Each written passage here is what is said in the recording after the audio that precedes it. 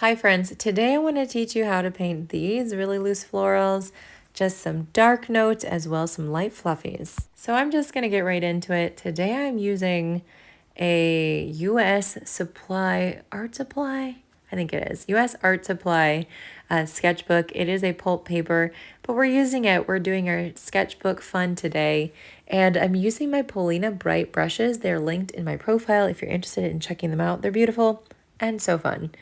So I'm just mixing up, I grabbed a whole bunch of a saturated red-brown color, and we're just going to stipple in the center of our flower. Often I will paint my flower, the petals and all that, but I'm going to start with my middle today, and we'll see what happens. This is just a nice sketchbook play, and we're going to take our dagger brush, grabbing some of that gray, putting into my yellow tray, doing some really light flowers. So I want to get some little tiny petal marks in here. So I'm carefully going around the center and I'm just tossing and turning my brush. I want some of those thin marks as well as the thick marks. And I'm making sure to angle my brush so that I'm getting that rounded tip of the flower, especially when I'm painting downward. And that's, I feel, is really important. So I'm just putting the paint on the paper there. And this is that first layer. Again, I always have to remind you, don't worry about it. It's going to be fine. We are going to add in details. And so we're just kind of being curious about where to put the flowers. I do have a reference photo that I'm very loosely following, but it certainly helps with composition. All right, I've switched to my Paulina Bright brush. I did have my filbert there, but this is the Paulina Bright. Now just for the center, I'm doing kind of a rose. So I am taking some paint. I did some nice thin circles, and now with a clean damp brush, I'm just bringing out some petal marks. So some nice rounded shapes with water to create that nice, those nice petals, leaving in some white space. All right, we're taking some bright pink color here. I'm adding in some black just to desaturate it and create a really nice deep purpley color that we can use for our second rose. So a little bit of circles, just kind of going back and forth and getting thicker, pressing down more with the brush as I get out towards the outside of the rose. I am leaving some white space, but as you can see, as I'm working faster here, some of that is getting used up because I'm painting in the space, but that's okay. I'm still leaving a little bit there. And as things dry, we'll add in some shadows as well. And, we'll get to that part later on. Okay, so I've got this, I don't know, lightish brown color, and I'm just doing a side-facing flower. Let's do another rose here. So just, you see how you can work really quickly and just get the basic shapes of the flowers. I'm going to do another kind of a rose thing here. So just adding in some loose petals. You can barely tell what I'm painting in because I am just working fast, and some of those colors are going to meld together, and that's okay. That base color, you could even just do blobs of different colors, and then later when you go over it with your details and go darker, you're going to definitely be able to see what that was. So we're going to do some marks here, some C-curve shapes to make our little leaves, and this is a nice sap green color. And if you want to lighten up, then you can just dip your paintbrush in water and squeegee off the side, and then you're going to get some lighter values. Now I'm going to want to connect everything with the tip of my brush. So I'm going to make that main stem and then connect all the leaves with little stems as well. So that will be our first bit of foliage there, which is a really nice contrast to that purple rose, don't you think? All right, some blue-green on my palette. And I'm just going to press and drag down with these leaves. They're just almost like they're dripping down, adding some stems, just a little difference in the shape of our leaves just to give some interest there. And the color's different too. So I'm keeping my blooms pretty close together. If I do have a space that's a white space, I'm adding in with just some green marks to emulate some leaves. Okay, and now I have this brown, and I'm just kind of squiggling my brush around, bringing out some thin stems, and we can attach some leaves to this or some flowers later on.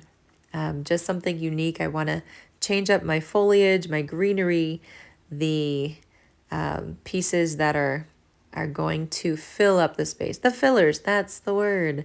So this one is a really nice red here. It's really going to contrast the green that's sitting next to it since it's a complementary color to green.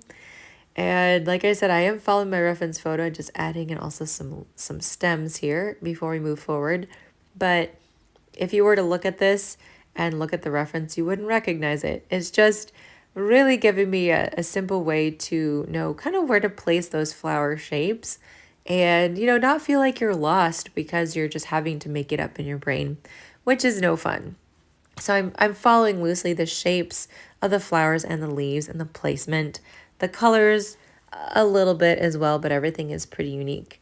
So now I've got this light yellowy, almost yellowy brown color, tan color. That's probably what that's called.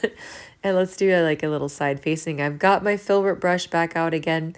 I love the roundness that it creates with the petals, which is just so satisfying to do. And it does a lot of work for you. It does the automatic petal shapes. And I don't know, I feel like it just really helps pull things together. Okay, let's pull out some more flowers here. Some squiggly marks can give this a real nice beauty to it. Adding some pink in there. So now we've got almost a peach color going on here. Really, literally what I'm doing is filling up that space with either a rose shape, because look at that. That's kind of a blob. But once I add details, you're going to be like, oh yeah, I totally know that's a rose. But right now it doesn't have to look like it, okay? Just going around dabbing and pulling out color and shapes and all that stuff. So let's put some green here. You can add in some stems. You can add in some leaves as well. And just pressing with the belly of the brush will give you that nice shape. So you don't have to work too hard here. All right, so I'm pulling out some leaves. I've got a nice brownish green color here. It's very light. And then we have this one's a little bit darker, just filling the spaces. And when you have really light flowers like that, sometimes it's nice to have some darker contrasting leaves just to give that some perspective and contrast as well. And let's add some more of our sap green in. A little bit of blue too to get a nice green blue color. I like to call it my pine needle color. Now I'm just pressing down with the belly of the brush. Look at that. And those create my leaves. It's almost like a fern situation. I love that. And so with this composition, I have the choice to fill in basically all four corners and create a very square shaped composition, spray of flowers, or I could leave it kind of like how it is, where it has kind of the top right and then the bottom left corners are kind of pulling up and down and giving it that shape. So we'll see. I'm not sure yet what I've decided. I'll add a little bit here. Let's see. Yeah, I think I'm going to pull it all the way up. I think that'll be good. And, that's fine. And if you like to work on square paper, it's great. Sometimes it's fun to work on the rectangular one and then you just get a whole different shape composition. So look at this. I'm just adding in some of those darker greens there and not even worrying too much about it. I'm going to grab some more of the brown and just mixing that up, scrubbing in my on my palette, on my tray, adding a little purple in there too. I want to have a shade that's going to make some really pretty shadow marks on my rose when I get to that, but I also want to do these really cool brown leaves. I thought it would be a good contrast between the dark rose and then the red of those leaves up top. So these are thinner, pressing down and then pulling, dragging, and then lifting up slow. You're going to get a point. If you lift up even slower, you'll get a more pointier leaf. And, I'm changing up the values of the color as well as the shade of the color. And you can always add brown or blue or a different type of yellow to your green to change it up a lot. And even adding in that bright lemon yellow will get you a really bright grass green versus that more orangey cadmium yellow, which is going to give you more desaturated, more dull green. Something to think about. All right, adding in my shadow marks with my filbert, just working fast here so that I don't overthink this. So I'm using that brush and then dipping or just angling on the side for the thin strokes and then using the flat part for the thicker strokes as well.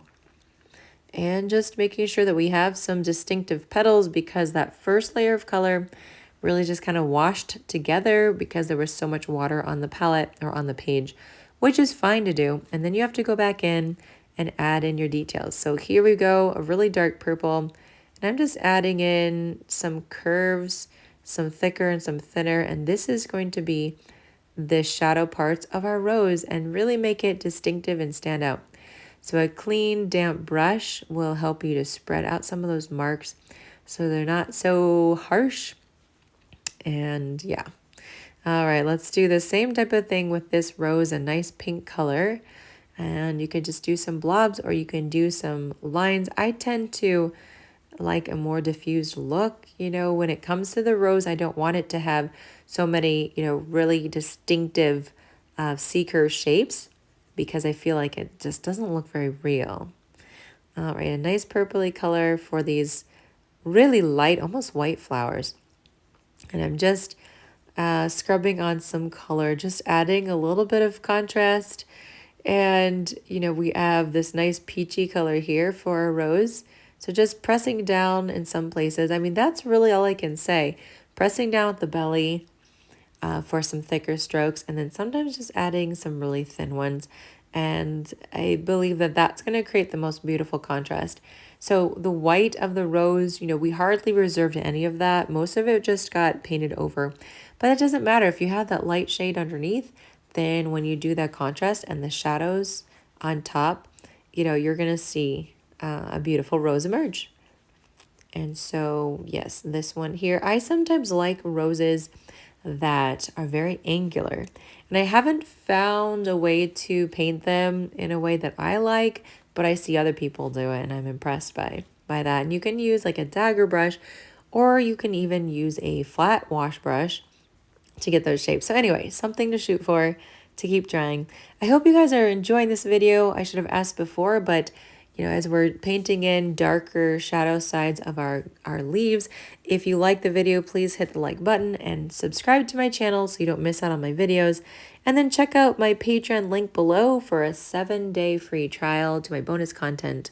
So much fun that we have over there. Thanks for being here, guys. I loved painting with you. I'll see you on the next video.